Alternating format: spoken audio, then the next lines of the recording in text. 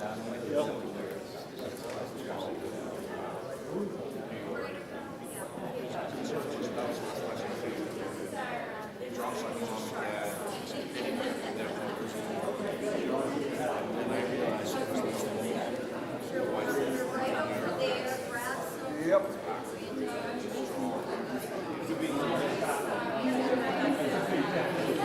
Good. Surgeries? Nothing broken, nothing working. Knees are broken. Get on a treadmill every day for about 30 minutes.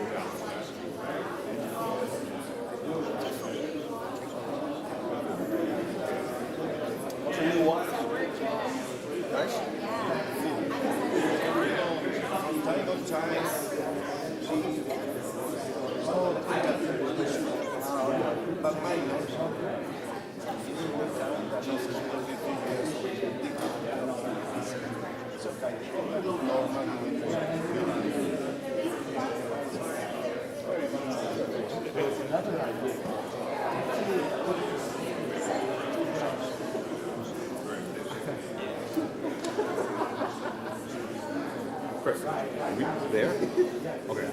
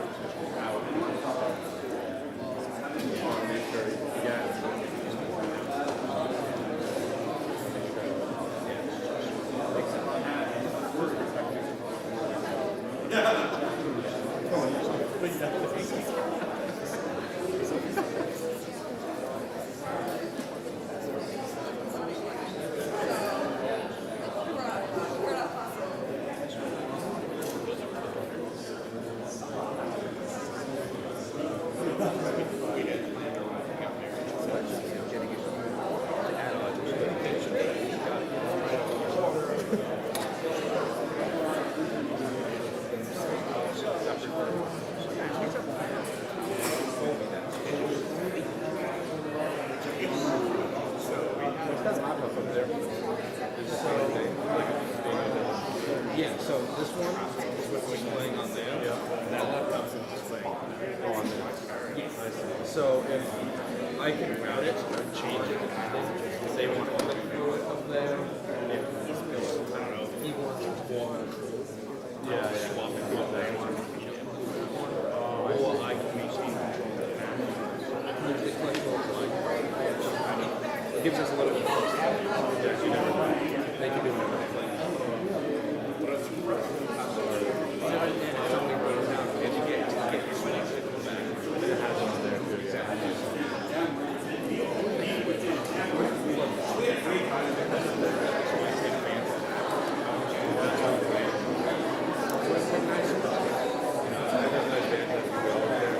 Two separate PCs, yeah.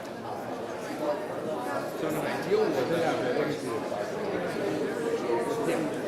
But yeah, in an ideal world, you do it. in an ideal world, I could click the follow along both, Yeah. so that if they need to switch, it's literally seamless.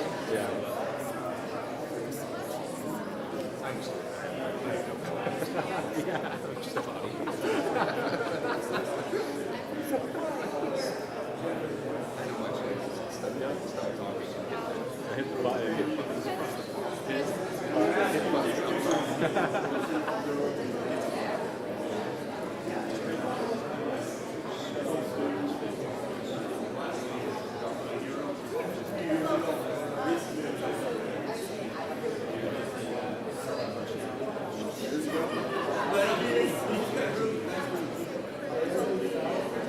What's up? No.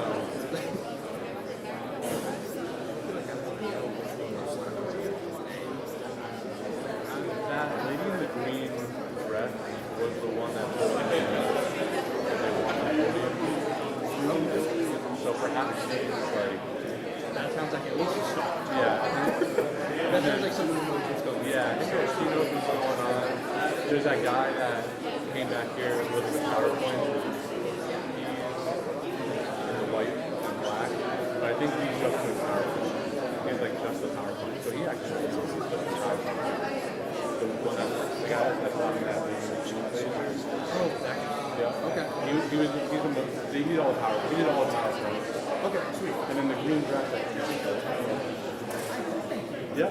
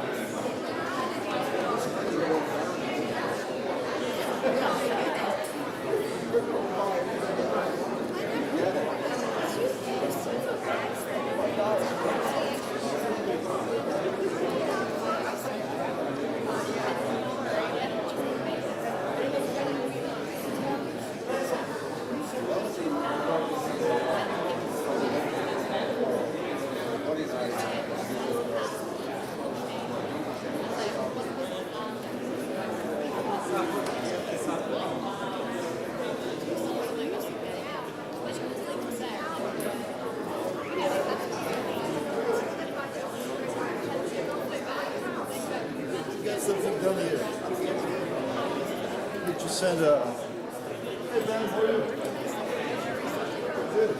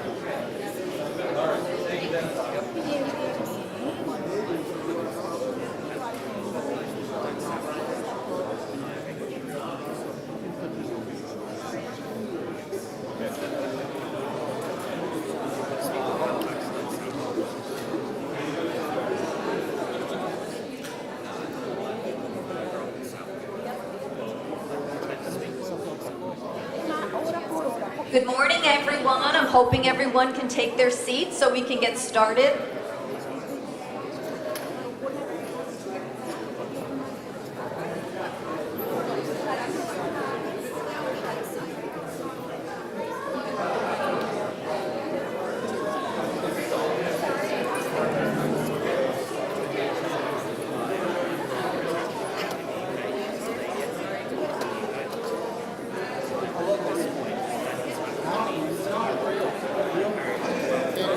Definitely.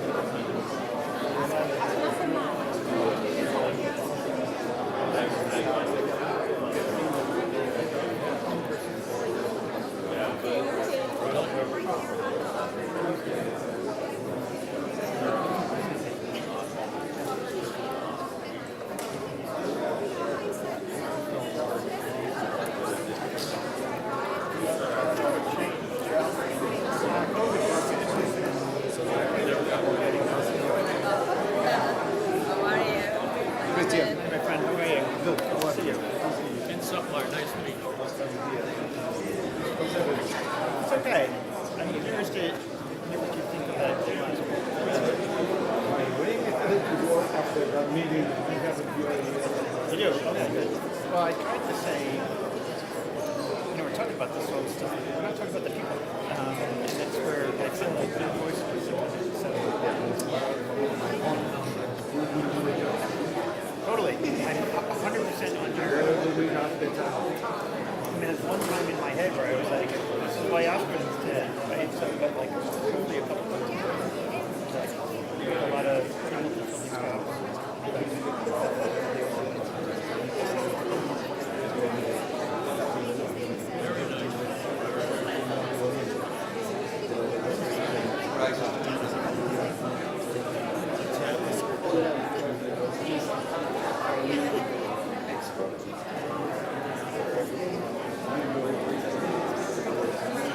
We're getting there.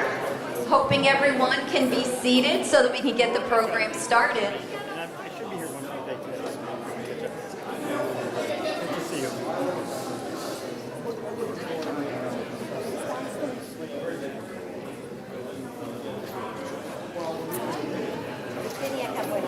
How are you? Are they going to be using the panels for this, or are they going to be doing podium? Yeah. I assume panel lights, just based on what you said.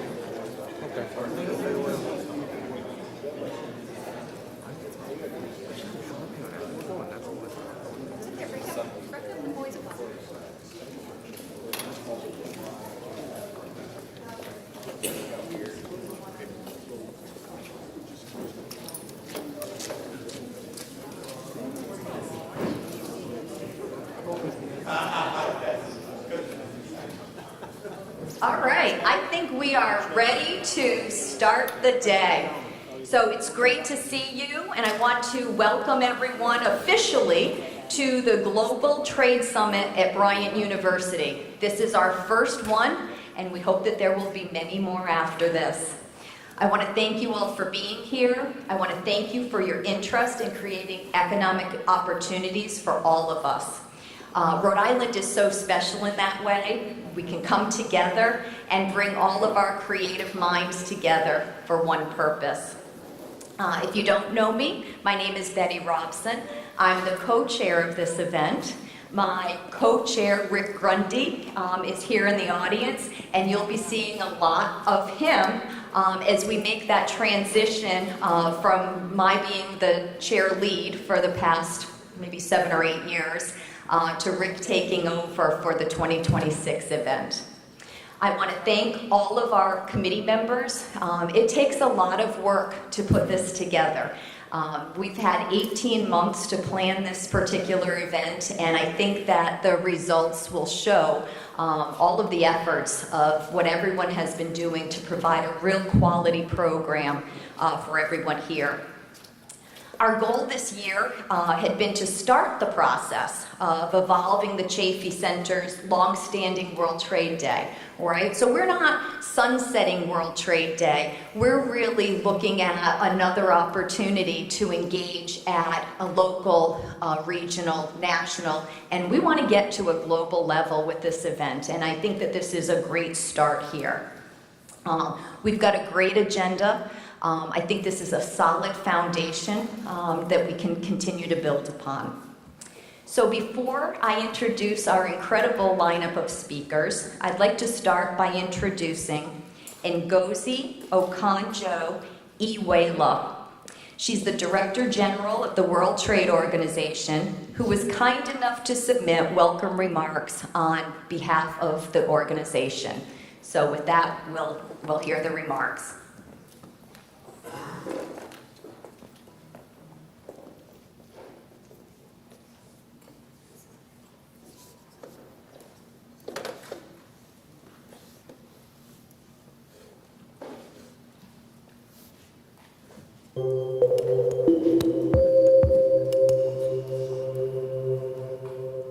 Governor Dan McKee, President Ross Skittle, Excellencies, ladies and gentlemen, good morning, and thank you for inviting me to be part of this Global Trade Summit. I'm sorry I couldn't join you in person in Rhode Island since I'm currently in New York for the United Nations General Assembly meetings. But I'm happy I could share this brief message. Gatherings like this one are useful because they help business leaders, policymakers, academics, and students go beyond the headlines and the noise to take a close look at where global trade stands today and where it may go from here. At the WTO, we just finished our big annual public forum with 4,500 participants and experts from around the world. This included many businesses anxious about the ongoing disruptions to global trade. I'll be frank, these disruptions are serious, the worst the multilateral trading system has faced since it was created 80 years ago in the wake of the Second World War. Open global trade, anchored in the rules of the World Trade Organization and its predecessor, the GATT, has underpinned decades of growth and poverty reduction in rich and poor countries. But geopolitical tensions and unilateral tariff actions are now shaking confidence in the open and predictable markets that businesses and consumers had come to take for granted. US tariffs have had a significant impact on global trade. But while the global trading system is dented, it is not broken. Around 72% of global goods trade still crosses borders under core WTO tariff terms called Most Favored Nation, or MFN. That's down from over 80% at the start of the year pre-tariffs, but it's still substantial, nearly 3/4. This underscores how the WTO continues to provide a stable core to global trade. WTO agreements go well beyond tariffs, covering areas from health and safety standards to customs valuation and intellectual property. And these rules and agreements continue to provide the legal and practical backbone for global commerce. Still, we cannot be complacent. The world has changed. The United States and many other countries have legitimate criticisms about how the WTO is operating. But members collectively have not been able to move forward. This needs to change. Reforming the WTO means preserving what works and fixing what doesn't. Trade remains a powerful engine for growth, productivity, and socioeconomic inclusion. But WTO subsidy rules, for example, date back to the 1990s, and we need to complement our treasured consensus-based multilateral decision-making process with more flexible approaches that would allow groups of willing members to move forward. Reform also means preparing for new challenges and opportunities. The rise of AI, the digital economy, and the climate crisis demand new rules and new thinking. And reform is possible, even in today's geopolitical context. Just last week, WTO members brought into force a new agreement to curb harmful fisheries subsidies. This demonstrates that members can still use multilateral approaches to curb global public bads and deliver global public goods. The path ahead won't be easy, but with pragmatism, cooperation, and political will, we can update the WTO rulebook and ensure that the trading system is fit for the 21st century. Thank you, and I wish you the best for a productive Global Trade Summit.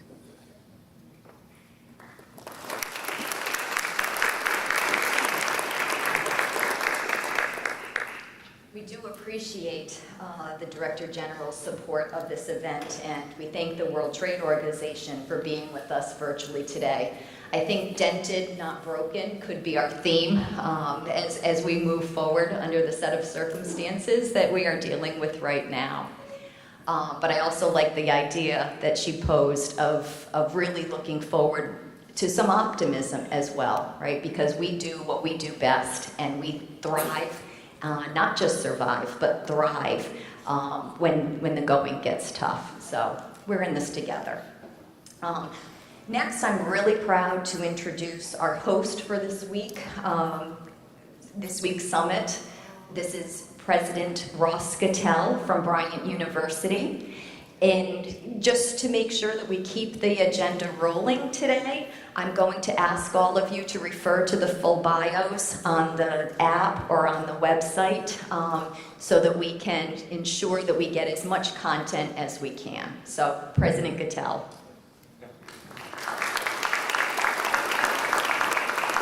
Good morning, everyone, and welcome to Bryant University. And thank you, Betty, for that introduction. And thank you for your leadership as chair of the Global Trade Summit Committee.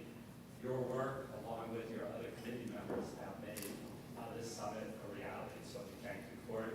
It's a very strong program. And I like what you said before, right before you introduced me. We're in it together. And I think the summit really shows that Rhode Island is in it together. I've been in Rhode Island over 5 years now. It's hard to believe it's over 5 years now. One thing I can say proudly about Rhode Island is it's a small state, but it plays big. And as the governor told me, one thing about Rhode Island, it's not an island. I remember that with the governor. Today's summit is really a reflection of people in Rhode Island. No, Rhode Island is not an island. That has to be part of the larger economy. And also, what the executive director says, it requires political will, it requires business will, and I would say pragmatism and strong strategy to operate successfully in this trade environment. So I'm honored to have Bryant University host this event. And it really is, I look down the line here, and this is, Rhode Island's power team here, Governor, Lieutenant Governor, the Secretary of Commerce, who quite often at Bryant University. So it's my pleasure to kick this off and to talk about how this gathering has a long history of on Bryant's campus. Many of you have been here previous years, know this event as World Trade Day. The event brought together business and academic leaders and policymakers to explore opportunities in international trade. Back to you all in together theme. Today we launch the event under a new name, and that's the Global Trade Summit. And this rebranding reflects the summit this year's broadened scope and renewed mission to deepen partnerships and to help shape the future of international commerce, not only here in Rhode Island and New England, but really more broadly, and be an example for others for the work that we do in global trade here in Rhode Island. We all know very well that the landscape of global trade is constantly evolving, and while the challenges and complexities are significant, and I'm sure we'll talk about that over the course of the next 2 days, truly the opportunities are significant too. It requires that pragmatism, it requires that strategy, it requires doing it together. But there are opportunities, and that's why we're proud to host this forum at what we see as an opportune time for innovation across sectors. It's important to be here today to share insights, to make connections, and explore ways to strengthen Rhode Island's position in the global economy. At the center of this work at Bryant University stands the John H. Chafee Center for International Business. For over 3 decades, the center has served as a resource for Rhode Island businesses, helping them to access global markets, offering strategic consulting and training, and acting as that important bridge between academia, industry, and government. It is the only center of its kind that is housed within a private university, operating through a partnership, a close partnership with the state. This model distinguishes our university, Bryant University, as it not only supports the economic growth of Rhode Island businesses, but also creates transformative learning experiences for our students. And we have several students here with us today, and I'm sure they're going to benefit from this experience and also contribute to the work that's done here and the businesses that are here today. Today's summit continues that tradition that we're very proud of at Bryant, the tradition of impact. And on behalf of Bryant University, it is a pleasure to welcome you here. Over the next 2 days, you could look forward to engaging in meaningful meaningful conversations on the future of trade, including the critical issues, policies, and partnerships that will define international trade for the years to come. Here at Bryant, we are very proud of our nationally ranked international business program. This fall, just 3 weeks ago, we welcomed the largest incoming class in our history, with students coming to Bryant from 26 different nations and speaking over 44 languages. So sitting here in Smithfield, Rhode Island, people might be surprised that a relatively small university with about 4,000 students, freshman class with over 1,000 students, has that type of global presence. That is true, and it's very important for all our students' experience. And I'm proudly going to mention something here. In arguably the most international of our 25 Division I sports programs, men's soccer, internationally known as football. We'll hear a lot about that this coming spring and summer. We have players on our men's soccer team from 8 nations. So here's the team at Bryant University. And then we have on our men's soccer team student athletes from 8 nations. And in the latest poll, we ranked 14th in Division I men's soccer. So our international students are holding us in the national stage and international stage. Significantly, this past summer, we launched a new Global Advisory Council. And at our first meeting held in London this past summer, attendees represented 5 continents and 5 decades of Bryant alone. So again, showing the global presence, the global impact, the internationalization of Bryant University here in Rhode Island. Bryant's deep and long commitment to educating global leaders with a focus on economic growth and public service is reflected in the membership and work of this newly formed Global Advisory Council and highlighted by this Global Trade Summit. So in closing, I want to thank our sponsors for their support, the Chafee Center for its vision and leadership, and each of you for your participation. I'm confident that the conversations here will have lasting impact. So thank you very much for joining us.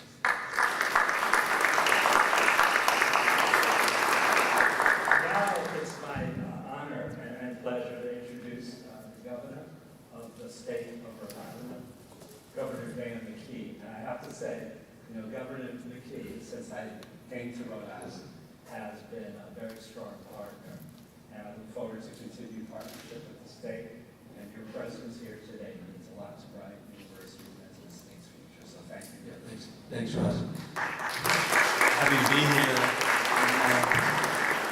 That's right, I did mention that Rhode Island is not an island, and that goes back to when we started some schools when I was the mayor, and we put this big ad in the papers trying to convince everybody to give mayors the authority to open up public schools in the state. And it had a big drawbridge that was lifted up. And then we said, if you lower that drawbridge into our state, skill and talent is going to actually cross that drawbridge. And it has happened in many, many ways. Today is one of those ways. So thank you to the leadership. Bryant University, by the way, U.S. News and World Report just put them as the top 5 and schools in this region, as a university, and recognizing their innovation and their part of that innovation is partnering with communities outside the Bryant community. So Ross, thank you so much for your leadership here. Today, I'm happy to be here. The Chafee Center, Jason Kelly, thank you so much. I think I was looking at some news clippings, as I'm getting over here today. I think it was October 24th that you actually came in as the executive director. We named that jointly between Ryan and our office along with Commerce. So thank you so much for your leadership. Jason brings that component because he was involved with our Commerce Board for years. And today we're happy to have Stephen here, Secretary, and Jim Bennett, our President of Commerce, is continuing to show that this partnership is one that is real and it needs to continue to grow. and with the leadership that are in this room and beyond this room, I believe it will. The main thing that I want to talk about today is where Rhode Island is right now. To be here talking about global type of connections, as Lieutenant Governor, I see Marianne out there along with Oscar and others. As a Lieutenant Governor, I decided, well, I'm going to go find people in our state that have networks in other countries. And then kind of give them ambassadorships, not qualified ambassadorships, but when they travel, we wanted them to talk about Rhode Island. And what happened was COVID came immediately. But that work of partnering in with different countries around the world allowed us to be a direct contact when COVID was going on, and we were having calls into multiple areas, whether it was Japan or Hong Kong or Australia or England or Portugal, continually connecting in and using our network in this state of people who are not necessarily in government, but were connected with networks all around the world.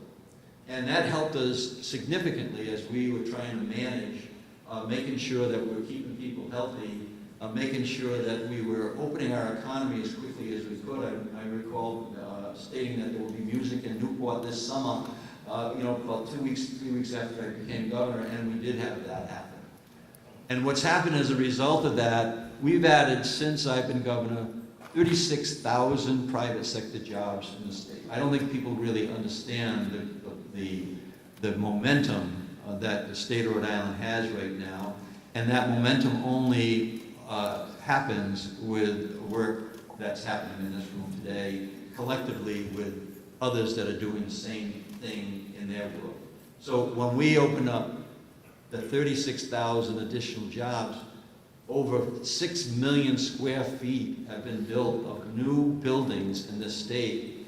That's only in private industry, just on the 195 district at Quonset and the Amazon and Johnston. This is huge because what we're doing is we're putting people to work at good paying jobs, and what they're building is going to pay off for decades to come. This campus is an example of that. The construction you're seeing, not only in the academics, the athletics, and the arts, is happening around the entire state of Rhode Island. Whether it's on the URI campus, where we're investing over $200 million in a Bay campus that had not been invested in for 50 years. That's an international strategy that's going to bring in people, and with the work here today, you're going to connect in with those places. Or at Rhode Island College, where we're setting up a cybersecurity school, and the people in the state of Rhode Island have passed a bond, and we're going to construct a brand new cybersecurity school with Congressman Langevin heading the way, and continue connecting in with all our higher ed in the state of Rhode Island. So I'm very proud of the fact that what's happening here at Bryant and the leadership at Bryant, connecting in with Fidelity, connecting in with the Chafee Center, our office, Commerce, all in. That's how we're going to grow this. Major companies have opened up or expanded since I've been governor. Whether it's Fidelity across the street, they've added over 2,000 jobs since I've been governor. Or Breeze Airway, which is a founder of JetBlue, and David was here last year and gave a presentation. JetBlue, which has created a hub at our airport, which is now considered the #1 airport in the country by Travelers Magazine, and that is another establishment of that really we're showing growth in it and in partnership. Or Regent, which is going to build these aircrafts off the water that are going to go to the short destinations. 250,000 square feet is being built right now. And that's an international connection. Their orders or their pre-orders are all around the world. And that's why we're here today. Organic Genesis just up the street, just across the street, with a life science, right? Or Andro, and I'm going to be visiting the founder of Andro, Palmer Luckey. He's out in California. He's a 30-something billionaire that I'm going to go out and thank him for his investment at Quonset and ask him to continue to partner in in a big way and partner in with Bryant and partner in with the Chafee Center. So that work is happening. I'm happy to be here to share a little snapshot of what we're working on in the state and to make sure that what is happening right now at the Chafee Center with Bryant is continually that we support them on a state level to make these things happen that I know are the objectives of this forum the next 2 days. So, Brian, thank you. Jason, thank you. Our Commerce as well, and then all the participants that are here today to talk about ways that we can increase our global footprint in a way that helps us reach the goals that we've set in the state, which is one, raising academic outcomes for everybody that lives in the state, all our kids, raising incomes in every family, making sure we're healthy enough to enjoy living in a state like Rhode Island, and then also, let's build things. Let's keep building things, putting people to work, building things that are going to pay off in decades to come. What you're building here today and in the past is going to actually benefit all of us in the state. And then if you get the footprint around the world, Rhode Island, people will know that Rhode Island is not an island, that we actually connect. Thank you so much for listening. And I'm Lieutenant Governor also, who's participating in all the things I just mentioned. Thank you, Governor. Thank you so much. Good morning. It's truly a pleasure for me to be here with all of you. President Patel, thank you so much for hosting all of us here. And Jason and Betty, thank you so much for all the work we put into making this a reality. What a successful event, and I know it took a lot of work, so thank you so much for making it happen. Thank you. I'm so honored to have the opportunity to share this space here with the governor and the president, but also, as you see, we have the dynamic duo of Commerce Corporation, right? Secretary Pryor, who just had to step out to take a call, and Jim Bennett. And I have to tell you about my relationship with Jim Bennett. I used to be the Providence City Council, Ward 15, and Jim used to be the Director of Economic Development. And I was always calling him with a business idea, you have to meet this business. And he had a title for me of Deputy Commerce, Secretary of Commerce, right? Because I was always calling him with business ideas. So it's really a pleasure to have this opportunity to work with him again. Here in the state of Rhode Island, we are doing so much to make sure that we let people know from other countries that Rhode Island is open for business. And one of my goals have been to ensure that we are targeting and reaching out to countries and communities that have been overlooked. And I feel that in Latin America, there's so much potential to do business with Rhode Island. And also, there's a lot of potential even to have visitors, tourists to come from Latin America to Rhode Island. Sometimes we think about Latin America, we're not thinking about the potential for tourists to come to the state of Rhode Island. I always say if they come here, they can stay in Rhode Island. If they want to see Boston, they can take the train and go one day and come back. If they want to see New York, they can go and take the train and come back. But they should stay in Rhode Island, so we should target that. And as being a member of the cross-border board, and Chris is here, the Watterson team, I always tell them that one of my selfish goals is that I'm going to be on the board until they give me plantain from the Dominican Republic. We're still working on that. I don't know what's going to happen, but that's my goal, and they have to be from Barahona, which is the region I'm from, which has the best. But that's a reminder that we have the largest water port in the region, and that tells you about the potential that we have here in Rhode Island to do business international, especially with Latin American and also the African countries is a big potential for us that we have not happened yet. I'm also very excited about what you're going to hear about tomorrow with Regent Craft.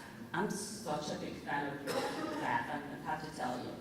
And when I went there and I saw the prototype and I saw the potential, I think I'm their biggest fan, especially I can't believe that they can go from Point Judas to Block Island in less than 10 minutes. And I don't have to worry about how the water is, right? That's my number one goal. So as you can see, there's so much potential, there's so much happening here right now in the state of Rhode Island. And we want you to know that regardless of what's happening right now at the federal level, at the local level, at the state level, we want to do business with other countries, and we're going to be open for business, and we're going to be here to do everything we can to support you and to guide you through this process. So thank you for this opportunity, and it's my pleasure to introduce the President and CEO of the Commerce Corporation, Jim Bennett.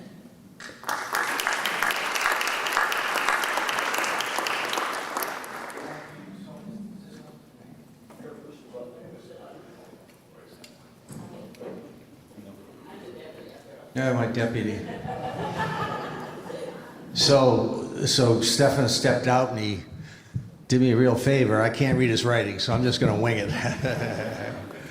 My name is Jim Bennett. I've met a lot of you folks here. Thanks for coming up here so early this morning and dodging the rain. I'd like to thank the president. Bryant is on a roll, academically, athletically, in all aspects. You're hitting all the bases. And working for Governor McKee has really been a treat for me because he understands at the end of the day, we all have to make payroll. He's a business guy, and it's been a treat. As an entrepreneur myself, growing businesses here in Rhode Island in my private life, I've always appreciated someone who understands business, and Governor, you certainly do. And it's paying off, as well as Lieutenant Governor Matos, who was my assistant when last time I was in government. And thanks all for having me here. I know, Governor, you're afraid of what I'm going to say, but I'll... Yeah. No, a couple things. First, there's a bunch of Commerce people here. If everyone from Commerce could just kind of stand up and wave and let us know you're all here, the commitment they have. This group was put together by Melody Weeks. Melody's here somewhere. Melody, thank you. Thanks for ordering. And then look at that, there's an alum. We've got an alum here, Governor. John Riondo. John Riondo is here. That's great. So anyways, at Commerce, in a big framework, I always call it the 3 R's. It's to recruit. We do a little bit of recruiting. We were fortunate enough to get Orgogenesis to come in as your neighbor, the first public company to come into Rhode Island in a long time, and that was really the governor's effort that brought that to bear. Over 100 jobs, high-paying jobs, 6-figure salary jobs, and they're going to be feeding off, Mr. President, they're going to be feeding off Bryant for a lot of their technical talent. You should probably know, yes. That and the other, I mean, look, the companies, they don't print this enough. The governor attracted Anduril. Has anyone heard of, you guys all heard of Anduril? Anduril is one of the most dynamic companies in the country, a $30 billion market cap. They built a facility in Quonset Point in about 11 months, 150,000 square feet. And that's because, in Rhode Island, we can get things done fast. We can get the leaders in the room immediately, and we can get to the decision makers. And in business, it's all about getting things done quickly. And that's what we try to do at Commerce. And we also spend a lot of time on local business. In fact, a lot of times we'll go to businesses that, sometimes they're a little bit concerned about dealing with government, but you got to go there because you find out so many other things that might be going on with their company. It might be the light bulb that's out in their parking lot that they couldn't get DOT or the local government to fix. And we're going to do that. We're going to fix that for them. So that's getting out, building relationships, one-on-one. I'm a little bit old-fashioned. I still believe that you have to look across the table, shake their hand, and I hate Zoom. I hate Zoom. Anyways, from a perspective, I'm basically at the end of the day a salesman, right? And so when I looked at this job, what are the things that we have? What is the low-hanging fruit? And in the Northeast, it's very expensive to do business. We all know that, but we can compete. And at the end of the day, I think that what we have is we have educated workforce, a very well-educated workforce. Witness some of the companies that are coming across the border. Saab, a big defense contractor, is coming over here. And I could go on and on. I won't bore you with that, but we also have a big say in the defense space. And that's an area that's growing. growing in leaps and bounds, and you see it, and all the other businesses that are affected by that. There are businesses, for example, that might not be directly in defense, but they might make the seals in an airplane. And these companies are located all over Rhode Island. And we have to let them know they have a voice. We have to let them know that they can get things done and that we can move at the speed of business. Government can move at the speed of business, and that's what we try to do. I look forward to spending time with a lot of you. Governor, do I have anything else you want me to say? Okay, thanks so much. Thanks, guys.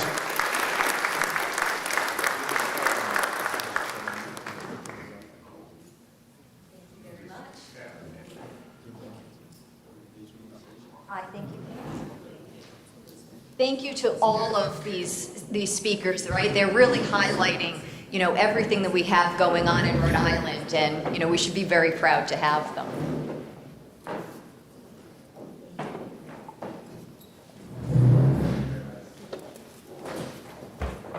So President Gattell, Governor McKee, Lieutenant Governor Matos, Secretary Pryor, AKA President Bennett. Thank you again for being here today, and thank you for your continued leadership on behalf of all Rhode Islanders. With that, we are ready to kick off the 2025 Global Trade Summit, and I'm proud to introduce our morning keynote speaker, Mr. James Keys. Currently spearheading several initiatives in the tech, art, and education space, Jim's career has included serving as Chief Executive Officer of 2 Fortune 500 companies, 7-Eleven and Blockbuster, as well as serving on numerous civic boards. Now a best-selling author, Jim has written Education is Freedom, the Future is in Your Hands, very appropriate for today. And I've also heard that there may be a few copies available at the registration desk. So with that, please welcome our Thursday morning keynote speaker, Mr. James Keys.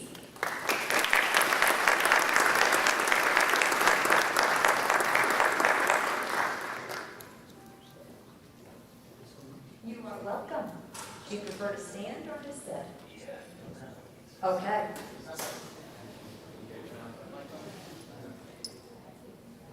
How's that? Perfect. Okay. Good morning. So I'm going to do a little storytelling today because I want to share with you a story about how someone can become a global citizen. Because that's what I see myself, as truly a global citizen. Because I have had the privilege of leading 2 Fortune 500 companies that had operations all over the world. I've now written this crazy book. Could I get a copy? Show and tell, and it has taken me all over the world. So I've been in 4 continents in the last 5 weeks talking about the transformative power of education. And I've really found that countries all over the world have seen the United States as a leader in education. It has made us what we are today, given us a lead in technology and in business and in government all over the world, a leadership position.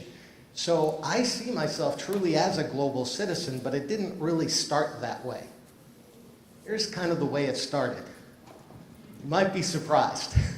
About 30, 40 miles up the street, right up 146, yeah, I'm a citizen of northern Rhode Island. I grew up in Grafton, Mass. This is a 3-room shack, literally. Now, why did I grow up in a 3-room shack? Well, my grandfather apparently lived in Worcester in a three-decker there with a big family, and he wanted to get out of Worcester, so he put people, oh wait, my Mass accent's starting to come out just because I'm in Rhode Island. It's funny. I live in Texas now. You don't hear that often down there. Anyway, so he moved his family out to Grafton, but they couldn't afford much. They had land, and he and my dad built this house. They intended to put plumbing in. Too many kids, too little money, never get around to it. So I grew up literally with a pump outdoors, an outhouse, et cetera, et cetera. So the message here, though, is how does a kid go from Grafton, Massachusetts with no running water to leading 2 Fortune 500 companies? Simple answer: power of education, power of learning, power of knowledge. Thankfully, I had some really good teachers along the way. I ended up at Holy Cross. Why Holy Cross? Because I was clueless. They had little stickers on the back of really nice cars that said Holy Cross.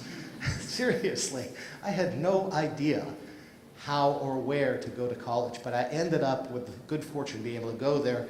I then, and back then, they didn't have a lot of scholarship money, so I didn't even get much money to go to Holy Cross, a small baseball scholarship.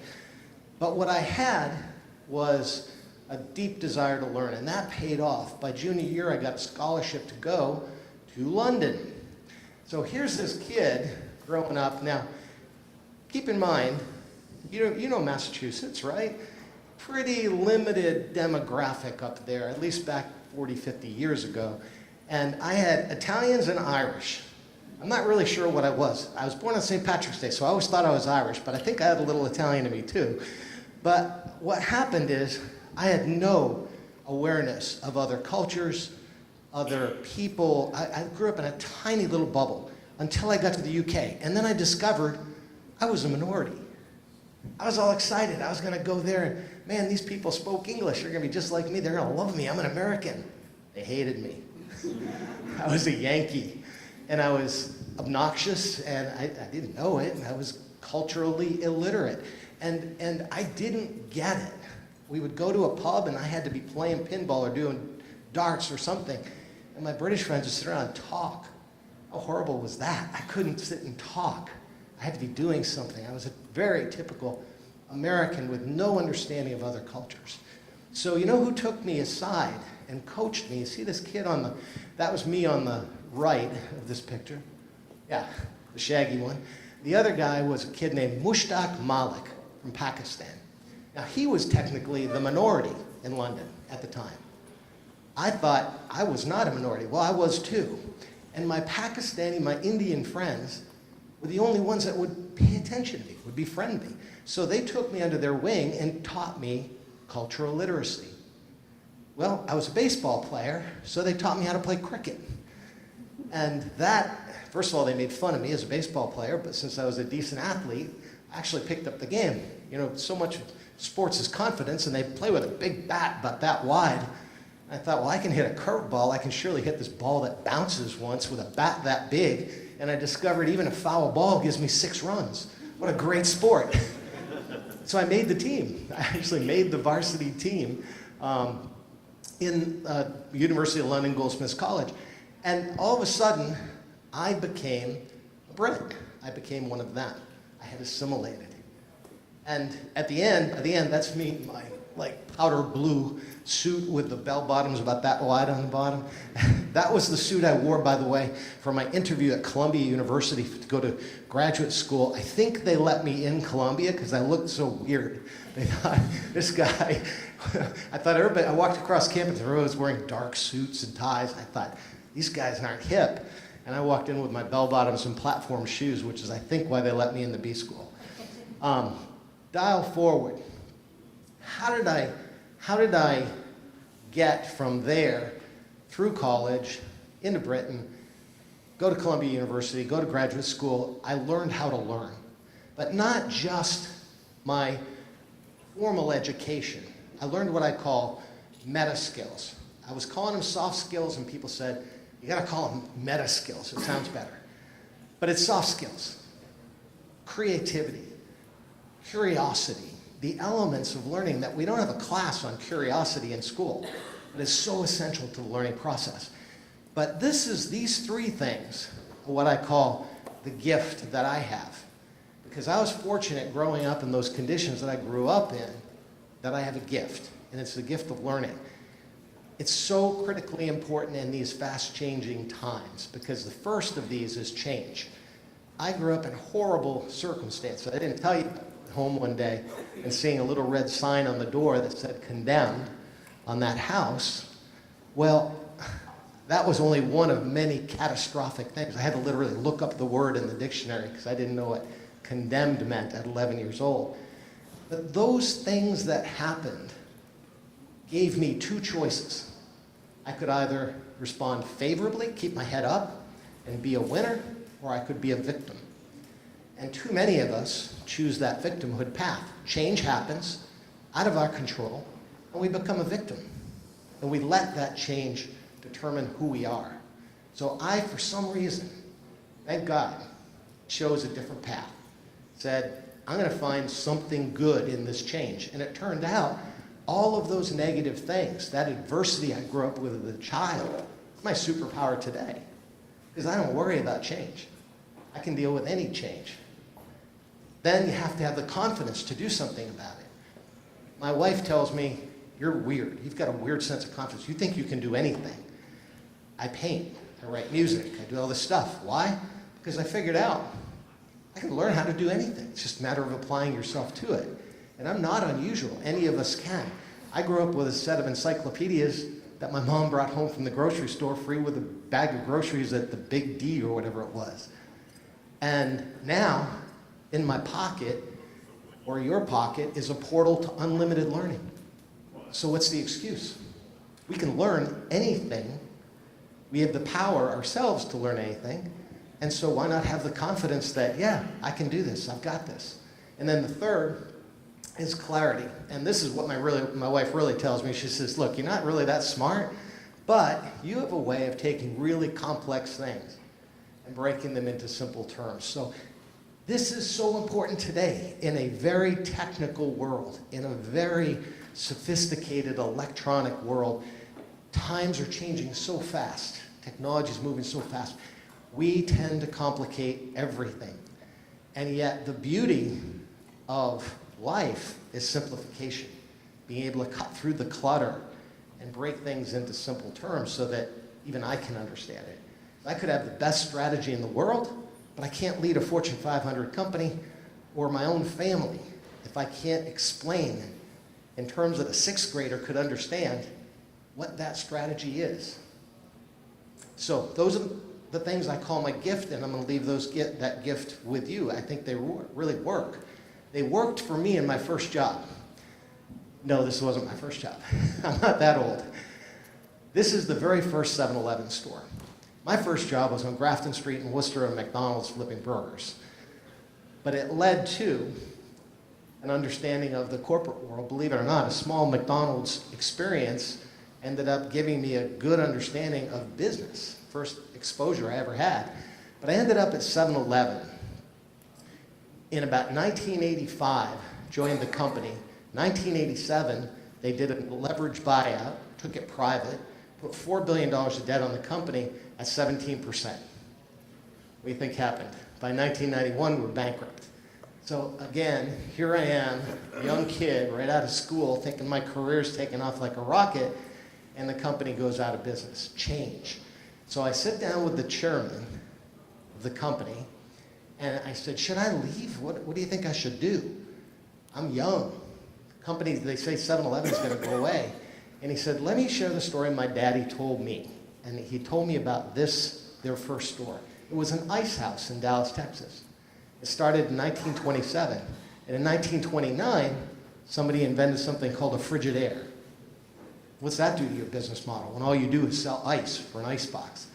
So he said, we would have been out of business by 1930 if we didn't accept that we had to keep changing. And he said that guy on the deck, Uncle Johnny Green, started asking customers what they want. And the customers said, we don't come here for the ice. We come here for the convenience. Where else are we going to get ice in Dallas, Texas? And so they adapted. They changed. They embraced change. His message to me now, 1991, we're stuck. We stopped changing. We sell beer and cigarettes. Both of those things are going down. Your job is to find things that people need conveniently. Look all over the world. Bring them back here to the United States. Share them with our licensees across the world. If you do that, you'll be successful. The takeaway from my 7-Eleven experience, from my growing up experience, from everything I've experienced throughout my life, and the first 3 words I wrote when I wrote this book, that change equals opportunity. For us personally, for corporations, for societies. And I looked at I wrote those 3 words down, I said, CEO. Duh, that is the job. of the CEO to embrace change. So I took it very seriously, embraced that change, took 7-Eleven from 10 years of negative same-store sales when we led into bankruptcy to post-bankruptcy, bringing technology in, transforming the company, and we had 10 years of positive same-store sales. And grew the chain worldwide. We sold it in the year 2005 to our largest licensee, 7-Eleven Japan. Today they have 85,000 stores, almost 90,000 stores worldwide, and continue to grow. A wonderful success story. So what do you do when you're barely 50 years old and your company sells and you have a good equity day? Do you go play golf? No, I'm a terrible golfer, so I couldn't do that. So I said, let me take on, well, first of all, we took 7-Eleven, obviously global. That cultural literacy that I gained as a child really helped pay off when my largest franchise group at 7-Eleven was Pakistani and Indian. And I had gone to their weddings. I had understood their culture. And then doing business in China, we were able to bring 7-Eleven to Beijing. Our largest licensee acquired the company, 7-Eleven Japan. I learned Japanese because I was not understanding their culture. Now, I'm not fluent in Japanese, but I learned enough Japanese to understand their culture. Because when we'd be in a meeting and they'd say, yes, I agree, I realized after learning the language, I didn't agree at all. The direct translation was yes. The actual meaning was, I acknowledge what you're saying. Whoa, big difference. And so Americans doing business with Japanese, my peers were like, they hated them. They said, this is awful, they're lying to me. They're not trustworthy. No, you just don't understand their culture. And once you do, you'll be more successful in being able to do business. So that was how I got to be able to do business in China, in Japan, all over the world. So what did I do with this knowledge? Power of technology, cultural literacy, ability to deal with change. Give me the most awful hairball situation that exists in business, and I'll take it on, right? That confidence thing? Oh, jeez. So 2007, I'm getting recruited by private equity firms. Let's go buy something. So I tried to take on Blockbuster. Now, the original objective was buy it. Remember the year, 2007. Take it private, refinance their debt. They had $1 billion of debt, and move forward. No, we had a large shareholder named Carl Icahn. Carl convinced me, keep it public. You're a public company guy. No problem. I got your back. He did for a little while. Until 2008, in financial crisis, the world financial crisis, Lehman Brothers melts down. We are now, I have to pivot, change. I have to go from transforming the company to trying to rescue the company. And we were doing a lot of the right things. So anybody believe that Netflix crushed Blockbuster? Come on. Yeah, you do. Come on. Yeah, false. It's a perception. We're going to talk about perception. The perception is Netflix crushed Blockbuster because Blockbuster didn't keep up with technology. Well, what no one knows is in the year 2000, 7 years before I got there, Blockbuster had to deal with Enron because Enron owned more spectrum, bandwidth than anybody in the world. And they were going to dominate the streaming video business. Well, we know what happened to Enron. Well, change. Okay, that won't work. When I got there in 2007, first thing I did is buy a streaming video company from the studios. We had exclusivity of all the new releases, digitized. We also had a chance to lock up 100% of the old movies exclusively. Now, it would have been $100 million a year, and right about then, the market collapsed. I had a deal with Google, would have been YouTube all free, Blockbuster all paid. Partners with Google, 50-50 deal, and their deal was before, that deal was before their board of directors when the market collapsed, and a rumor came out that Blockbuster was going to file for bankruptcy, and they pulled the deal. So, now you know the reality of Blockbuster. We were way ahead. We had Netflix on the ropes, but the reality of $1 billion of debt was insurmountable. So we took it through a restructuring, and I've got a fun story I was sharing last night. we were talking about, well, how do you keep your head up during such awful times? Well, even I, the preacher of confidence and change, right? I'm sitting there, I'm at an event at Bill Gates' house. He had this thing like this, a CEO summit. And I'm looking around, I'm a little struck because Bezos is there and Meg Whitman and all these CEOs are there. And yeah, I was a CEO, but I was still impressed with real CEOs. I'm still that kid from Grafton at heart, right? So I'm a little impressed with the people, and here's Warren Buffett getting lunch. And I walked up to Warren and shook his hand. He remembered me from 7-Eleven. He said, Jim, what are you doing now? And I went, yeah, Warren, I'm getting the heck beat out of me. New York Post just printed a picture of me, half page, full color, Pinocchio nose. Headline, blockbusted. Man, I said, my family's telling me just bail. And he looked at me, and you can just see Warren Buffett doing this. He looks at me and goes, would you rather be on the bench, watching somebody else in there doing that? And I said, well, no, of course not. And he said, well, dust yourself off, get back at the plate, and take another swing. You'll be fine. You got this. It's not personal. It's business. And man, was that exactly what I needed? That reassurance, that person that knocked that little guy off my shoulder that was telling me I wasn't good enough or smart enough, to be able to stay in the game. I stayed in the game. I saw it through a restructuring. I'm still the guy today that, you look it up on the internet, Netflix, that guy Keys, he turned down Netflix for $50 million. That's not true. So I have to deal with that. But I can look in the mirror and say I did the right thing. I saved 19,000 jobs, got it restructured, got the company sold to Dish, who did acquire that spectrum from Enron. And Dish had a chance to crush Netflix, chose to take a different direction. And they're the ones ultimately that shut down the store. So now you know the truth about Blockbuster. So you can help me crush the rumor that Netflix was the one. So what did I learn from all this? So I talked about the meta skills. I call this the hierarchy of success. These are the soft skills, the meta skills that I tried to capture in this book to share worldwide. I told you about change, confidence, clarity. The elements of how to learn, I had to learn to nurture that curiosity we're all born with as kids, but somehow it gets lost. I am still curious, and it still drives me every day. Every day for me is a new adventure. I never know what's going to happen, and I'm excited about it. And it's that curiosity in me that drives it. I'm creative. I paint. I write music. I'm not any good. It doesn't matter, because it nurtures that other side of my brain that keeps me able to be curious. And Einstein said that creativity, I love this quote, is intelligence having fun. Well, I have fun all the time, whether it's a business problem or an art project. It's fun. And then finally, this is the hard one, especially for global issues, global business. Collaboration is the essence of all commerce. We have to be able to work together.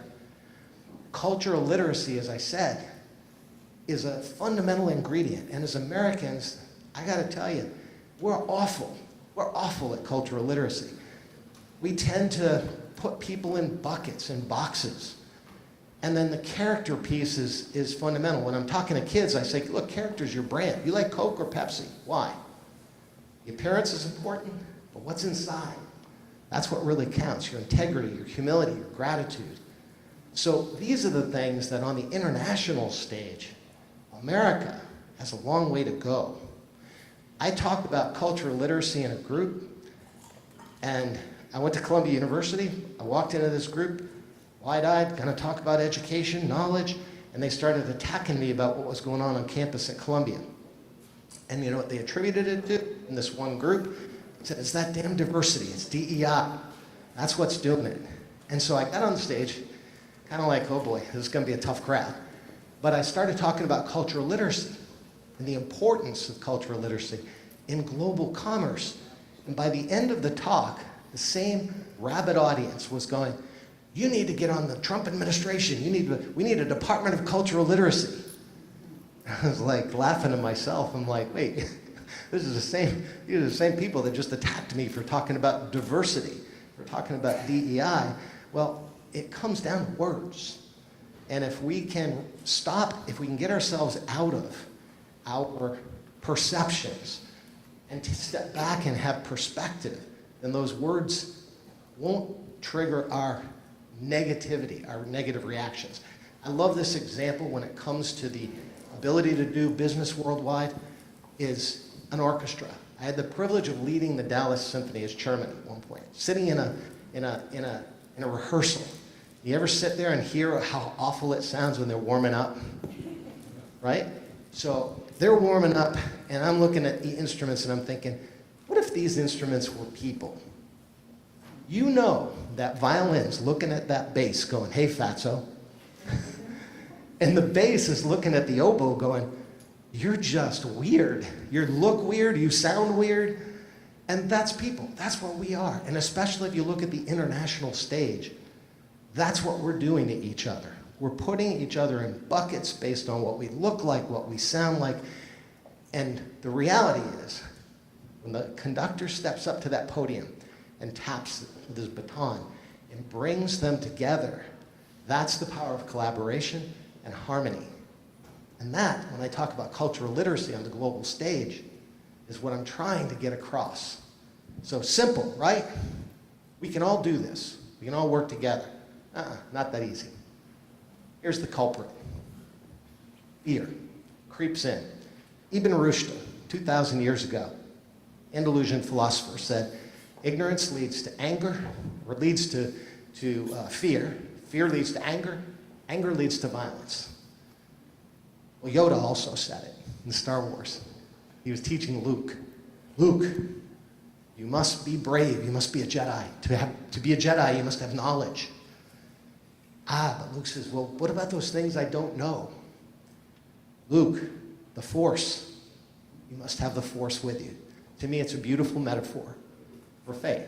All over the world, this works. Could be Paulo Coelho in The Alchemist saying, if you believe something strongly enough, the universe will conspire to make it happen.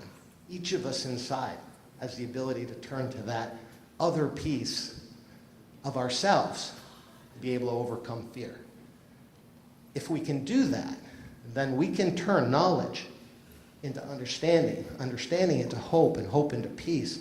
And this works. It works in your family, it works in your company, it works in society, and it's truly the answer worldwide to how we can get out of our fear and those things that cause us to get upset.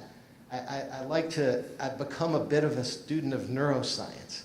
It's the amygdala. That's the culprit. It's that little thing in our brain that as cavemen kept us from being eaten by a saber-toothed tiger. It causes fight or flight. But that same instinct shows up in the boardroom, the halls of Congress, right? Fight or flight, as opposed to using our human capability to channel the prefrontal cortex and say, whoa, hang on. I understand where you're coming from. I'm listening to you. And there's another answer here. And so what this turns into is for each of us, and I get this because I've had the blessing of, I'm a pilot, and yesterday I stopped, for example, for lunch in Greenville, South Carolina on the way up. And I had the real privilege of having lunch with Charlie Duke, Apollo 16, one of 4 men alive that walked on the moon. He and his wife Dottie had lunch with me, and we talked about this perspective. Because when they leave the planet, or they're in orbit, they don't see borders, they don't see race, they don't see wars.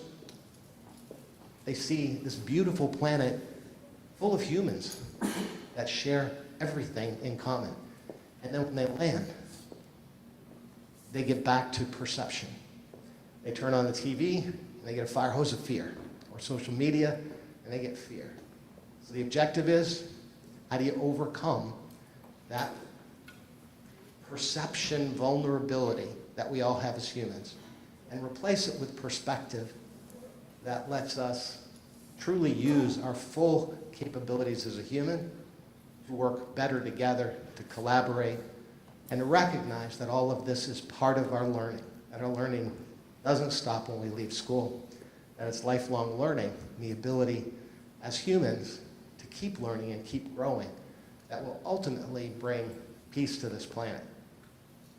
That's the mission. That's the mission I'm on all over the world. I go from here to Australia in 2 weeks. I'll be in Ghana in November, and I'm sharing this message, the transformative power of knowledge, to everybody who will listen, and I'm grateful for your willingness to listen today. Thank you.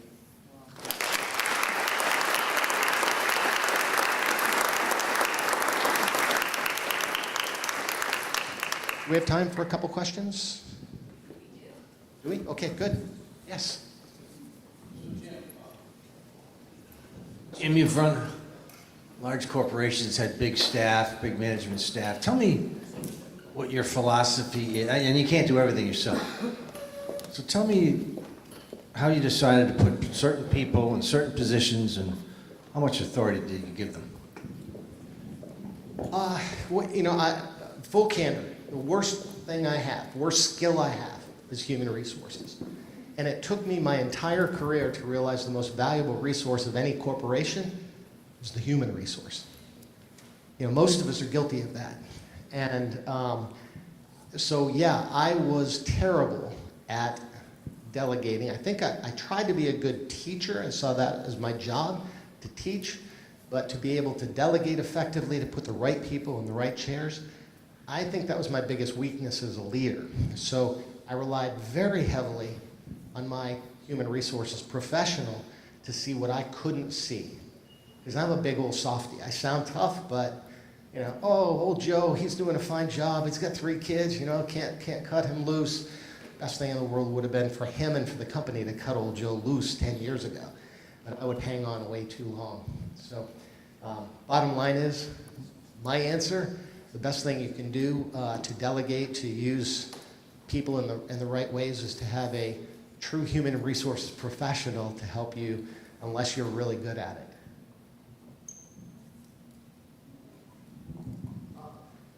I'm with the Rhode Island Commerce Corporation as well. I've got a question for you. Can you introduce us to the new current CEO of everybody so we can relocate them to Rhode Island? I would love that, actually. I got a better answer for you. Tell them they need to bring me back, and I'll bring the company up here. I'd love to come. I'd love to come home. What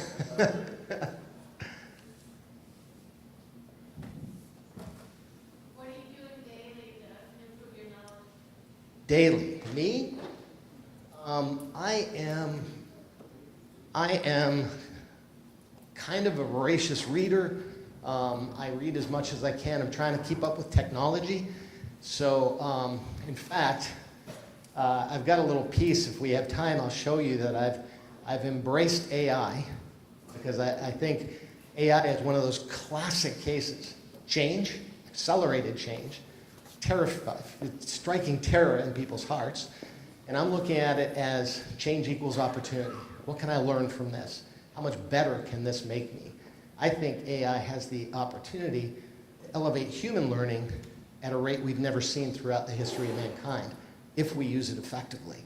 And so that's kind of the mission I'm on, to use the tools that are available to keep myself not only ahead, but it keeps me young too, I think. At least I like to believe that.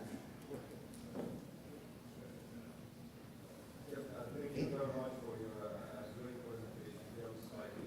Fascinating. Just love that.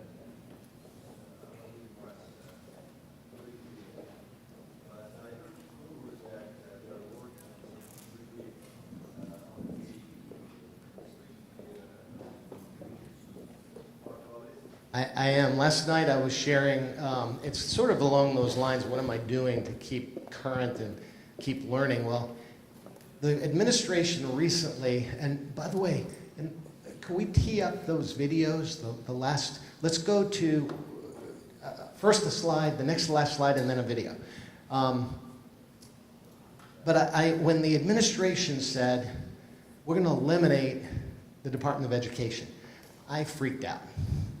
Not because they're doing wonderful things. I mean, there's a lot of room for improvement with any government office, but I believe that from a perspective of scale, that we need the technology at a federal level to be able to transform our education system. So follow me with this. Imagine flying an airplane and you go from Rhode Island to Texas, but you have to stop at each state and reload a new set of software to be able to navigate across that state.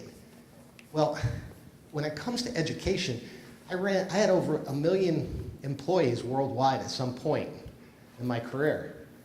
I wasn't worried, I don't have to worry about which state they went to school in, where they got their education, how they got their, I want to be able to pull up a database of every kid that's available and give them a job before they even get out of school. And this is all possible with the power of technology. But fear, again, makes us try to think, well, education has to be local. Well, here's the example. 7-Eleven was a very local company, is. Every store has to stand on its own. I had the privilege of being on the board of the American Red Cross. They were a mess 20 years ago because they had 1,000 independent chapters, fiercely independent. No one wanted any accountability. You know, headquarters not looking over my shoulders. And then what happened? We brought in technology, an operating system. And those fiercely independent chapters of the American Red Cross who said, over my dead body will I ever take your headquarters system. They were like, can I please have it? It's going to save me so much time, administrative task, redundancy, and now I can spend more time actually saving lives. And at 7-Eleven, same thing. Fiercely independent franchisees. Never will corporate look at our books. And then they realized how much time it was going to save that they could really spend with the customers. So the operating system of big companies is what makes big companies make the best of scale, just pure buying power. We have 13,000 independent school districts in America, each with its own systems, each with its own buying department. The administration, the reason why public schools are so expensive, we spend half of our time with paperwork, just administering for the students.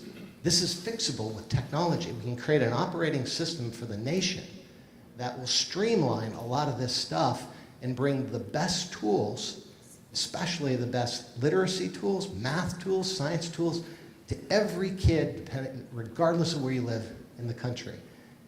Every classroom, every student. So that's my dream, and I'm trying to advance this idea. I was getting nowhere with the administration because they said, no, we're eliminating the Department of Education.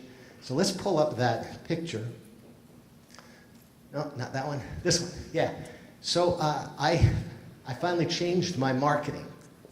I said, okay, I've got a mega idea. Let's make education great again.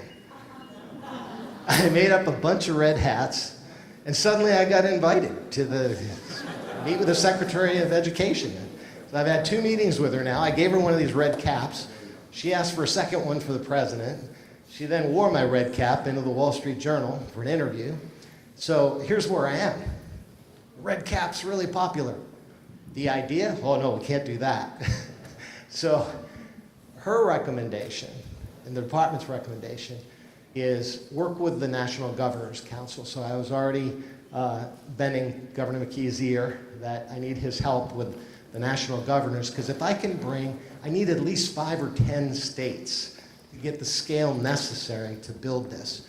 So you wanna see what I've got a little video that will explain what it is. Can I roll it? The next one is a video. Okay, I made this, by the way, so I did this on AI, to your point, like 2 days ago, experimenting with it's a ChatGPT that does video filmmaking. So we'll see how I did.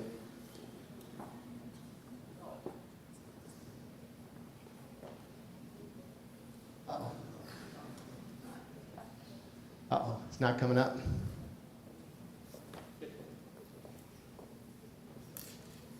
Just while we troubleshoot the video, I get one question over here. Yeah, shoot. Great presentation. Welcome to Bryant. I have a question to you as a pilot. What's your favorite aircraft and your most memorable flight and why? Now you're talking. I could go on. How much time do you have? P-51 Mustang. I am not a big, I fly a Citation. This is a privilege. There's very few people in the world that have the privilege to fly single pilot in a corporate jet, 41,000 feet by myself. I have to train with the professionals because I'm in very regulated airspace, but it is just a blessing to be able to do that. But my favorite airplane from 1945, P-51 Mustang. I had a privilege of going to a place called Stallion 51 a few weeks ago where they train in the old Mustang. I have another warbird called a T6 Texan that I fly for fun. I can do some light aerobatics in it, but this P-51 Mustang, I did things that I would never think I would do. Full loops, barrel rolls, things that I would be, I don't even like roller coasters. But at the controls of this P-51, it feels like an extension of your body. It was absolutely comfortable to do. And it's part of that confidence thing I was talking about. How do you build confidence? I'm not naturally confident. I push myself outside of my comfort zone, and I learn things that make me uncomfortable. When I'm uncomfortable, that's when the learning really kicks in. Thanks for that question. I've got a Husky too, old bush plane that I like to fly. You're going to talk about education based on your experience with other countries. Is there one country that you admire their education system? Yeah, there are a number of countries that are doing some really good things. Malawi just said, okay, we're just going to do this, and they're giving laptops or tablets to every child with a literacy, an AI tutor, because their goal is 100% literacy. This is what I'm suggesting to the president, that we need a JFK moment where he said in 1962, we're going to put a man on the moon in this decade, not because it's easy, because it's hard. I want 100% literacy in this country. This is America. There's no excuse. With the tools that we have today, an AI tutor and a tablet, any kid that speaks any language can be literate in English in a matter of a year, 2 years. So this is a doable objective. Who do I admire? A couple of countries. This is very controversial, but I'm using this to shake up the administration. China, who we used to think liked to keep people stupid, has embraced education in a way that the world hasn't seen anything yet. They have gone from less than 40% of their population that went to college in about 2010. They have now exceeded 60% of college-age population attending college. That's 20 million college graduates a year, per year. We'll graduate less than 4. America, same period of time since 2010, went from high 50s, because many of us grew up that college was just something we expected we would do. And now there's this sort of narrative war on college. Kids are saying, I don't need to go to school. Elon Musk says, just go be a coder. Where are they going to be in 10 years with AI? So we've dropped below 40%, and that means less than 4 million college graduates a year. I'm sounding the alarm saying, pick an issue: national security,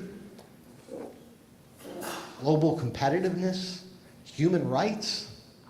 We have got to double down on our focus on K through 12 and get more kids through college to be competitive on the world scale. China, India. So talking about higher education, those countries, is the higher education free, or is this subsidized by the government? Yeah, higher education in many of those countries is free, and but they interestingly send their kids to America. I just had the privilege of speaking at Columbia University, where I went to grad school, at their alumni event, speaking about the importance of foreign students. And again, it's popular to say, we don't want those foreign students here. They're taking American kids' seats. I wish American kids were filling those seats.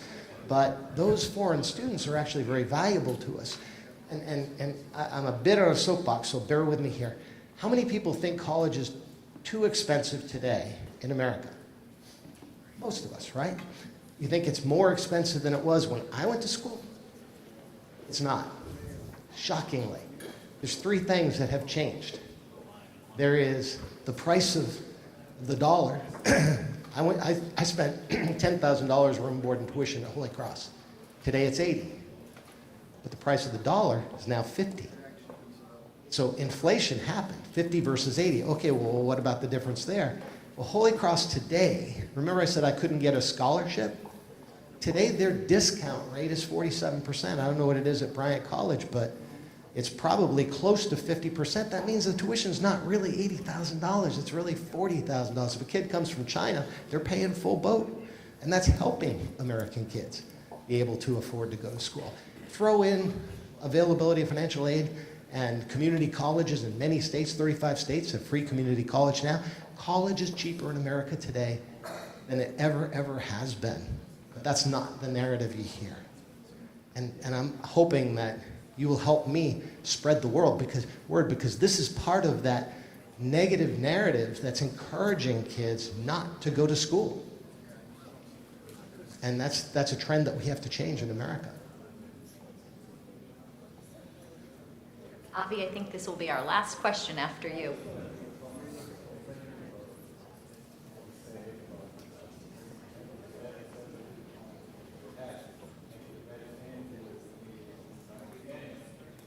Yes. Thank you. That's my objective, and for the members of Congress or the members of government that are in the room, I pray that you will help me depoliticize education. We can't afford to make it the next immigration, where we fight about all these Band-Aids that we're going to put on it. It's time for us to step back and say, this is the United States of America. We should not accept being in the middle of the pack of OECD countries. And if you step back and you say, do we really believe that only 40% of the American population is smart enough, capable enough to go to college? I refuse to accept that. Because I was one of those kids. I would have been in my dad's factory, side by side working on a machine. And I did that for a summer. Never want to go back there. But anyway, that's the opportunity. We can't get the video? Okay. In essence, it is an AI video that says the future is possible. We can do this as a country. The tools exist today. There's no excuse for us not to scale those tools. Every kid, every classroom in America. And then once we do that, the end of this little video, I talk about perhaps America can share this tool. If we build our own, imagine like iOS. Remember your life before iOS? Imagine an EOS. That's all the learning tools that are available provided to every kid. If America then decides we're going to share that with the world, what we can do to elevate humanity. And I'll leave you with, I used Yoda, I'm going to leave you with one last quote. Pope John Paul. He said in 1998 in a piece called Fide et Ratio, Faith and Reason in Latin. And he said, faith and reason, knowledge and faith, they're like two wings. And if one wing is stronger than the other, you can fly around in circles. But like two wings, they elevate the human spirit to seek truth. At the end of the day, that's what it's all about. As humanity, that will give us an edge always over AI or any technology, is if humanity uses our two wings, elevate the human spirit to seek truth. Thank you.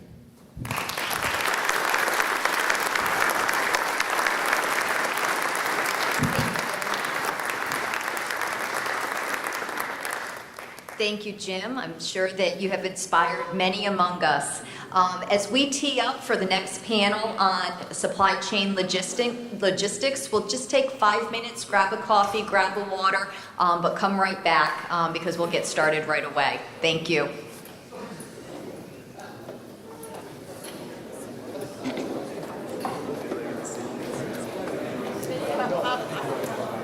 Oh, it was like